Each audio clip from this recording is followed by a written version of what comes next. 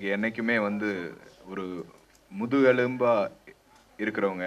நான் வந்து 2012ல் என்னோட முதல் படம் நடுவில் கொஞ்சம் பக்கத்தை காண சாட்டை இதெல்லாம் வந்து எடுக்கும்போது அவங்க கொடுத்த ஒத்துழைப்பு உற்சாகம் ஒரு 50 படம் விநியோகம் பண்ணியிருக்கோம் ஸ்டூடியோ 9ல்.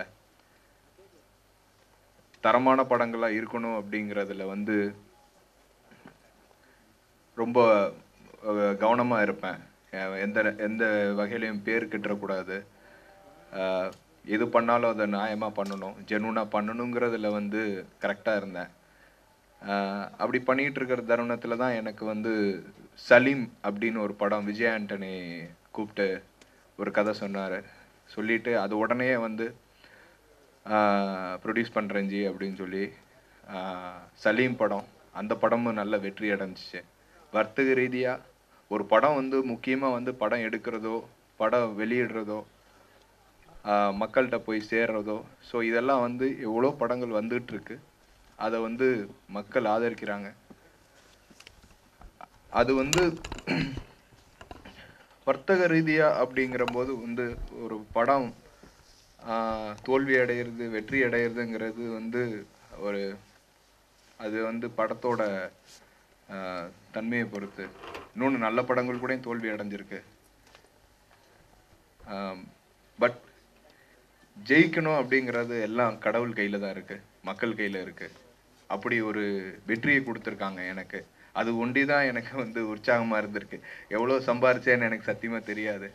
மனசால சொல்கிறேன், எனக்கு மக்களோட அன்பு கிடச்சிருக்கு, அவ்வளோதான். நான் நடிகனாக நிறுத்தினேன் என்ன பாலா சார். எனக்கு உங்களுக்கு தெரியும், நான் எப்போதுமே வந்து பேசினாலே எமோஷ்னல் ஆவேன். அந்த மாதிரி கேரக்டர். மனசில் என்ன இருக்கோ அதை மட்டும்தான் பேசுவேன். நம்ம தவிர நான் எதுவுமே யோசிக்கவே மாட்டேன். என்னை வந்து நடிகனாக நிறுத்தின பாலா சார். இன்னைக்கு என்னோட பயணம், அதுக்கடுத்து முத்தையா சார், அதுக்கப்புறம் இன்னைக்கு வந்து லைக்கா ப்ரொடக்ஷனில் பண்ணுறேன், ஸ்டூடியோ கிரீன் ப்ரொடக்ஷனில் பண்ணிகிட்ருக்கேன். என்னை ஹீரோவை வச்சு பில்லா பாண்டி பண்ணிகிட்ருக்காங்க. எல்லாம் ஒரு நம்பிக்கை, நம்ம எங்கள் அப்பாவோட ஆசீர்வாதத்தில் தானாக நடந்துகிட்ருக்கு, எதுவுமே எதிர்பார்க்கல. இந்த தர்மதுரை 100வது நாள் ஃபங்க்ஷனை வந்து ஒரு மாதத்துக்கு முன்னாடியே 100வது நாள் முடிஞ்சிருச்சு. இது இதை பண்ணணும் அப்படின்னு சீல்டெல்லாம் ரெடி பண்ணி, ஏன்னா ஓடி படம் வெற்றி அடைஞ்சு அதோட டிஸ்ட்ரிபியூட்டர்ஸ் லாபம் அடைஞ்சு டிஸ்ட்ரிபியூட்டர் எனக்கு ஓவர்ஃப்ளோவாகவும் கொடுத்து முடிச்சிட்டாங்க. அதுவே ஒரு தர்மதுரை கிடைச்ச பெரிய வெற்றி.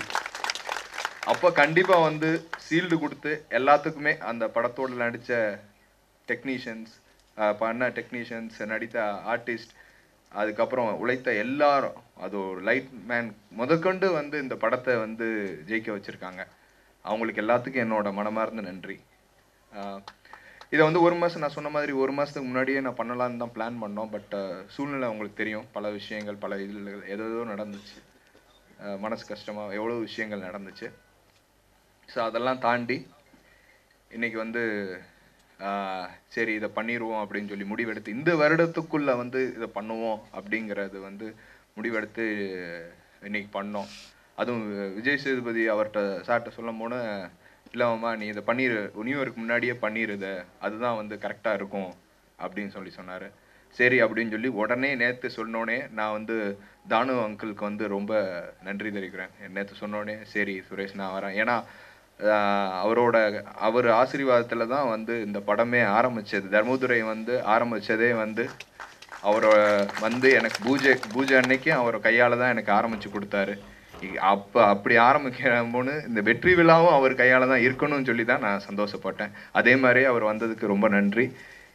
இவ்வளோ பத்திரிகையாளர்கள் என்றைக்குமே வந்து எனக்கு ஒரு உற்சாகம், உங்களோட ஒரு பாராட்டுகள், உங்களோட விஷயங்கள். ஏன்னா நான் தாரத்தப்பட்ட நடிச்சுட்டு வரும்போது எவ்வளோ 15 நாள் ஃபைட் பண்ணேன், எனக்கு பழக்கம் இல்லை. 15 நாள் ஃபைட் பண்ணப்போ ஃபுல்லாக உடம்பு ஃபுல்லாக ரத்தம் கீரல், அப்போது வலி அந்த இது தெரில. ஆனால் அந்த பாராட்டுகள் தூக்கி என்னைய ஒரு விஷயத்துக்கு என்னை தூக்கி நிறுத்தும் போது தான் வந்து கிடச்சி. இன்றைக்கி கிடைக்கிற அதுக்கு விருதுகள் எல்லாமே வந்து பாலா சாருக்கு தான் சேரும். ஏன்னா எனக்கு அவ்வளோ சந்தோஷமாக இருக்குது. Thank you so much.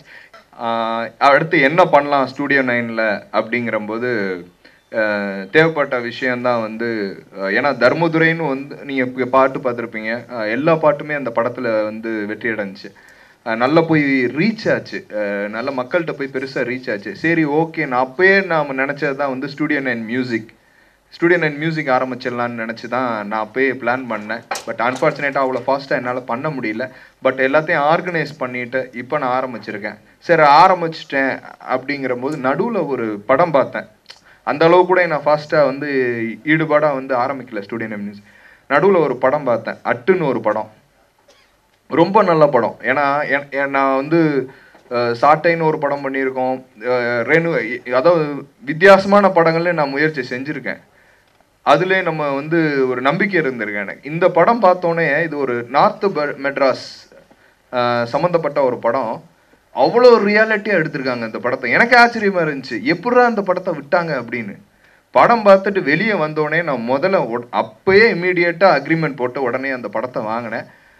அந்த படத்தோட பாட்டும் எனக்கு ரொம்ப பிடிச்சிருந்துச்சின்னு சொல்லி ஃபஸ்ட்டு என்னோட ஸ்டூடியோ 9 மியூசிக்கில் அந்த பாட்டை இது பண்ணுறோம். அதோட ஒரு சின்ன இதை வந்து நீங்கள் பாருங்கள். Thank you so much.